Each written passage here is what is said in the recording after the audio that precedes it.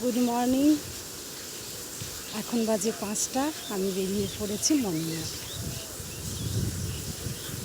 সব আকাশটা, পরিবেশটা দেখো।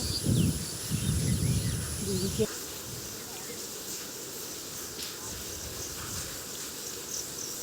দেখো, দুই ধারে সবুজ মাঠ আর তার মাঝখান দিয়ে পাকা রাস্তা।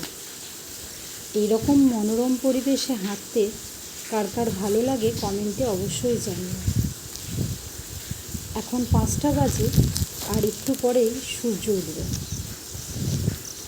ভোরের পাখির ডাক, তার উপর মৃদুমন্দ বাতাস, আর এই চারপাশের সবুজ গাছগুলো যেন দেখে মনে হচ্ছে হাতছানি দিয়ে ডাকছে।